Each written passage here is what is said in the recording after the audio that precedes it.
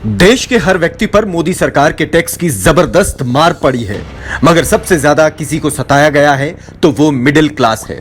एक आम आदमी दिन रात की मेहनत के बाद जो पैसे कमाता है उस पर सरकार 30% तक टैक्स वसूल लेती है। बाजार से कुछ भी सामान खरीदता है तो फिर सरकार 18% जीएसटी वसूल लेती है। मोबाइल या कोई महंगा आइटम खरीद लिया तो सरकार 28% जीएसटी वसूलती है। गाड़ी खरीदते ही रोड टैक्स, सड़क पर चलते ही टोल टैक्स वसूलती है। बच्चों को पढ़ाने के लिए टैक्स, इलाज के लिए दवाइयों पर टैक्स। मोदी सरकार हर चीज पर जीएसटी लगाकर आम आदमी की कमाई का बड़ा हिस्सा छीन लेती है।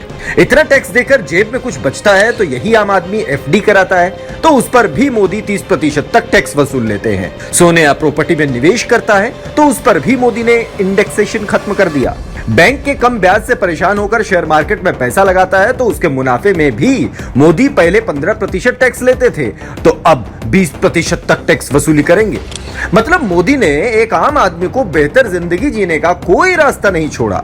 आम आदमी अगर कमाएगा नहीं तो मोदी की महंगाई मारेगी और कमाएगा तो मोदी की टैक्स वसूली मारेगी। लेकिन सवाल ये उठता है कि एक आम आदमी की गाढ़ी कमाई का बड़ा हिस्सा टैक्स के रूप में मोदी सरकार वसूल लेती है, लेकिन उसके बदले उसे मिलता क्या है? टूटी सड़कें जिस पर गाड़ी चलाने के लिए रोड टैक्स दिया था, पटरी से उतरती रेल, चौपट कानून व्यवस्था, चौपट होती शिक्षा व्यवस्था, लीक होती परीक्षाएं, लंबे लंबे बिजली के कट लगते हैं जिससे बचने के लिए इन्वर्टर खरीदना पड़ता है और फिर मोदी जी यहां भी आ जाते हैं और इन्हें लग्जरी आइटम बताकर 28% तक टैक्स वसूल कर लेते हैं और अंत में एक आम आदमी के हाथ में जो कुछ भी बचता है वो महंगाई की भेंट चढ़ जाता है। यही है मोदी राज में आम आदमी की दुर्दशा की कहानी। गरीब मध्यम वर्ग और गरीब होता जा रहा है और मोदी, बीजेपी और उनके चहेते पूंजीपति मित्र और अमीर होते जा रहे हैं।